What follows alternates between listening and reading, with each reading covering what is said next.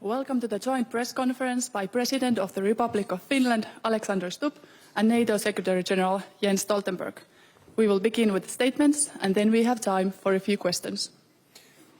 Ladies and gentlemen, warmly welcome, and especially to you, Jens. It's really nice to see you here. We go back a long way. I remember the first time we met when I was foreign minister, and Jonas Gahr Støre was foreign minister, and you were prime minister in Norway, and it's good that our cooperation has reached the next level. We just spent the weekend together, actually in Madrid, sitting next to each other because of our last names, and then we've of course had the visit. I would like to begin by thanking you for the role you had in shoehorning Finnish NATO membership. It meant a lot for us as a nation that we had a Nordic Secretary General who understood what Finnish defense and capability was all about. We've had 2 productive days with Secretary General Stoltenberg. Last night we had a dinner, and we're just fresh out of a briefing of our defense forces. I felt quite strongly that it would be useful for the Secretary General to see some of our operative capability and our planning. So we spent the better part of an hour and a half together with our commander of the armed forces, General JUN and his team. We have discussed in these 2 days the upcoming Washington summit, where of course the focus has been on defense and deterrence, and our support for Ukraine. We strongly support the work that the Secretary General has been doing and is doing in order to make the Washington summit a success. We have worked on NATO's mission in Ukraine, on financial commitments, and of course Ukraine's path towards NATO membership. I'll finish off by saying a few words about how we see Finland as a new member of the alliance, because we have to remember that we've only been a member of the alliance for, well, 1 year and 2 months and 2 days. We see ourselves very much as a security provider, not a security consumer in this region. We want to be a very reliable ally. We put our money where our mouth is when it comes to capability. We fully realize the responsibility that we have as a new ally, in the sense that we have just doubled NATO's border with Russia, and that comes with a heavy responsibility. We will do our part in the defense of the alliance based on a 360 approach. So we're not only looking to the east, we also look to the west, south, and north. Having said all of this, we also realize that we are a new member state. We have a lot to learn. We are working on integrating our defense forces into the alliance. And during the first year, I must say that things have gone quite well, both in terms of planning, operation, command structure, and then of course training. So warmly welcome, Jens. It's nice to have you here in a fairly new member state. Thank you so much, President Stubb there. Alex, it's great to see you again.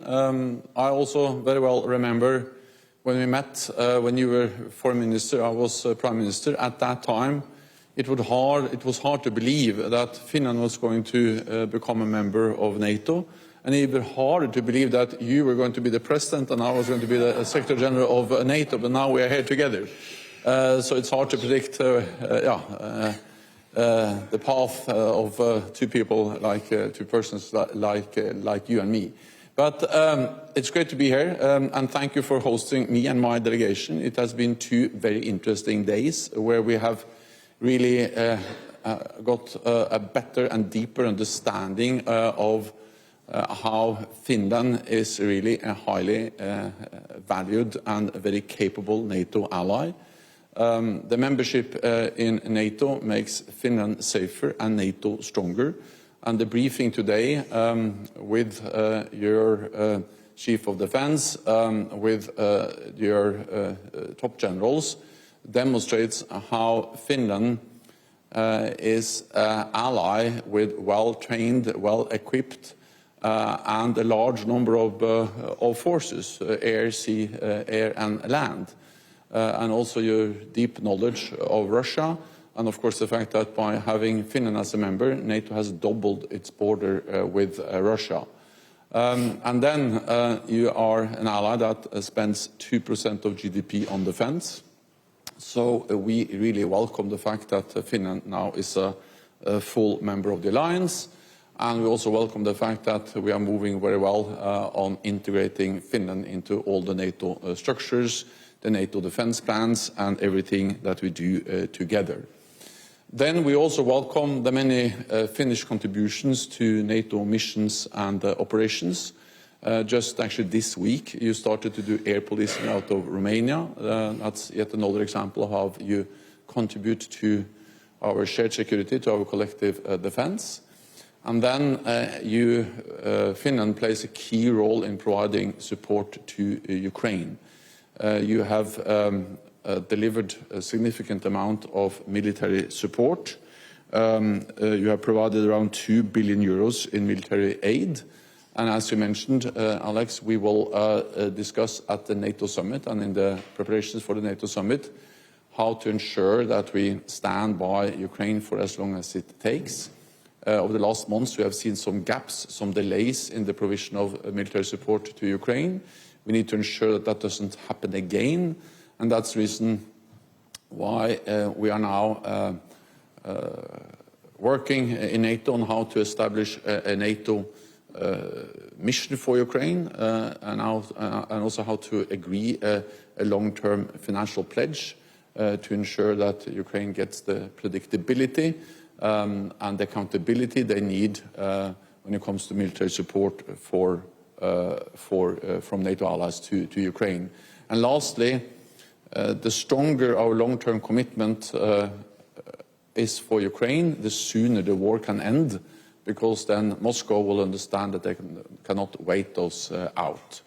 So for all these reasons, we really welcome what you personally do, what Finland does for the alliance. This really helps to make the most successful and the strongest alliance in history even stronger and even more successful. So I'm looking forward to continue to work with you and not least to be together with you at the NATO summit in Washington in July.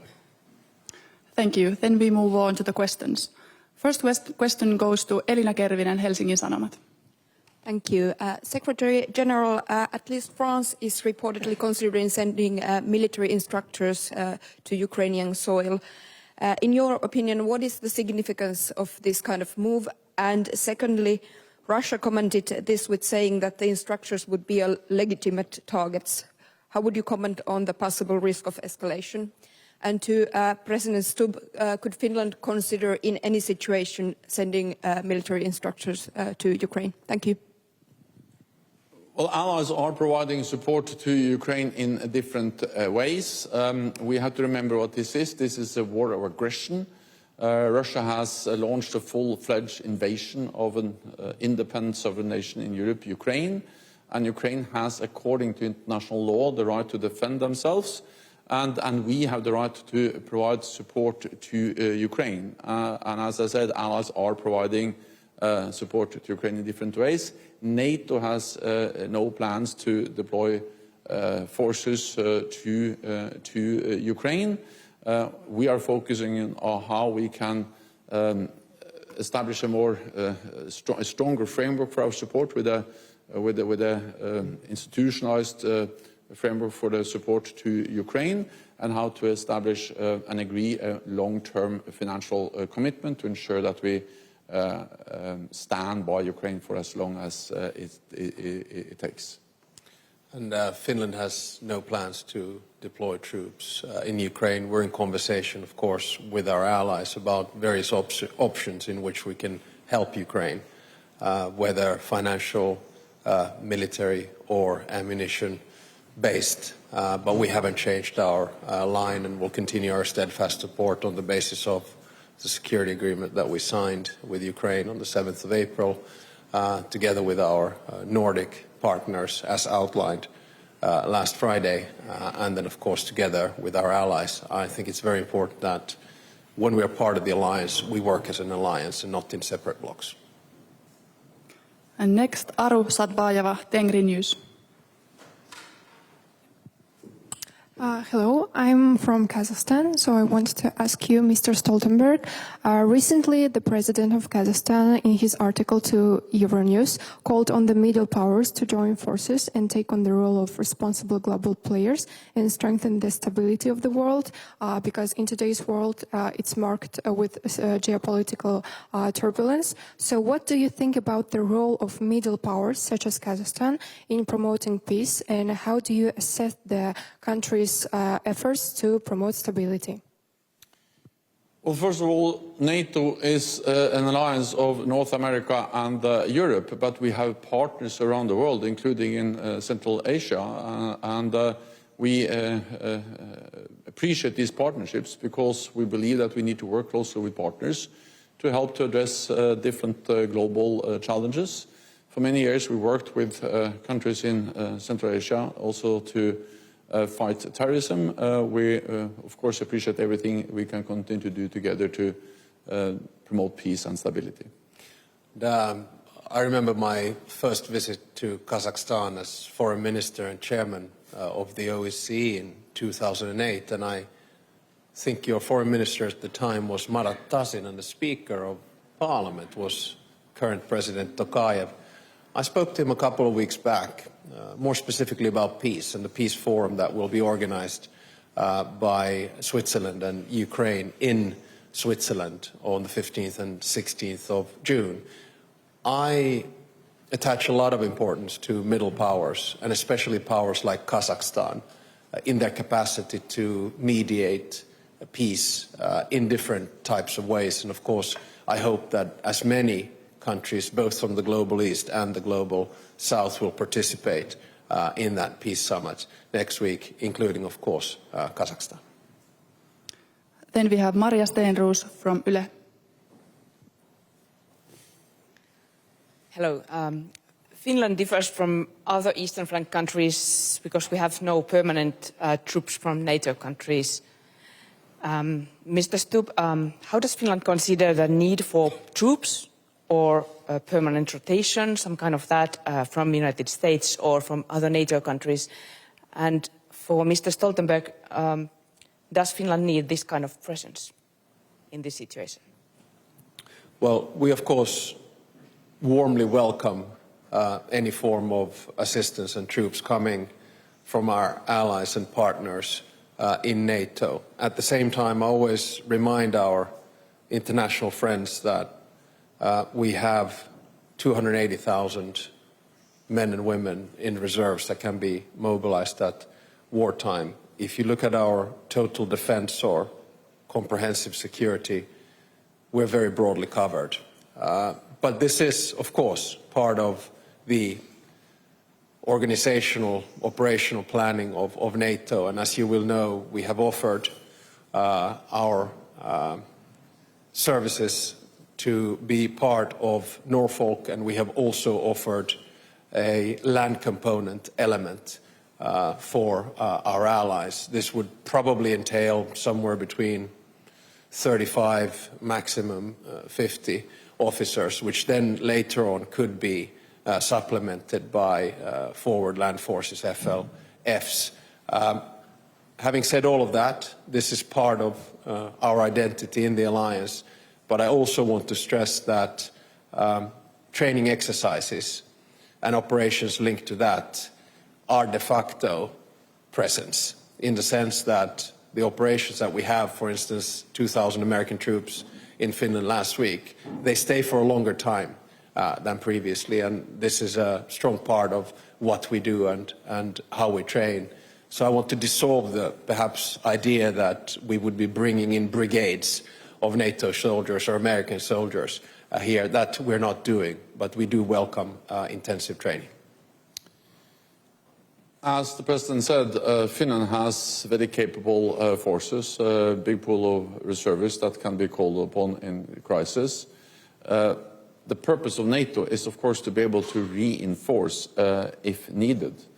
That's exactly why we need the framework, we need the plans, we need the infrastructure, we need the command and control in place so we can quickly deploy, reinforce, support Finland if needed. And the main purpose of that is, of course, to prevent any conflict, to prevent any attack, because the purpose of NATO is actually not to fight the war, but to prevent the war. By having credible deterrence at any stage all over the alliance, and therefore we also need credible plans, capabilities to be able to quickly reinforce also Finland if that is needed.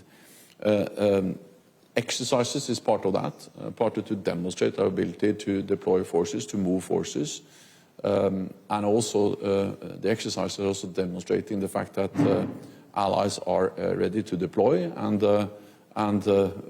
we have regularly NATO troops also in Finland, but of course they're not permanently deployed, but they demonstrate ability to quickly be present if needed. And the final question goes to Lauri Nurmi, Iltalehti. A question for both. Lauri Nurmi from the Finnish newspaper Iltalehti. The commander of the Norwegian Defence Forces, General Eirik Kristoffersen, said in Bloomberg's interview that NATO has only 2 to 3 years' time to prepare for Russian risk, even an attack. I would like to hear your comments on that and the time frame. And first of all, is that a real threat that the Russians could attack on NATO countries, for example, Norway, Finland, Baltic nations, after they have rebuilt their capabilities? We have heard so many warnings done by high-ranked military commanders. Thank you. So we don't see any imminent military threat against any NATO ally, and now, of course, Russia is more than preoccupied with the war in Ukraine. They actually moved a lot of forces from the vicinity of on Finland, the Nordic countries, down to Ukraine. Then, of course, when the fighting ends in Ukraine, they can rebuild those forces. But again, that doesn't mean that we see any danger for imminent attack against any NATO ally, because NATO is 50% of the world's military might. NATO is the strongest alliance, military power in the world. And the purpose of standing together, one for all for one, our collective defense goes, Article 5, is to prevent an attack. And for 75 years, NATO has done exactly that. So this idea that there's a kind of countdown to the next war is wrong. We are there to prevent that from happening. We have done so for 75 years. We will do for at least 75 years more. I fully agree with the Secretary General, and I would like to mitigate the rhetoric that we quite often see in today's world. The alternative cost of Russia to deviate from its current attack on Ukraine is way too high. Does this mean that we're not prepared? Of course not. The best way to prevent war is to prepare for it. But the whole idea that a country like Russia would somehow attack or intimidate the biggest military alliance in the world, I simply find rather implausible. We look at different scenarios every day, every week, every month. We have our operational plannings, which are based on realities, which are based on knowledge of what the Russians are doing, what they could do, but we simply do not see it in the cards that there would be a military threat right now to Finland, Sweden, Norway, or the Baltic states as such. Thank you. This concludes the press conference. Thanks. Thank you.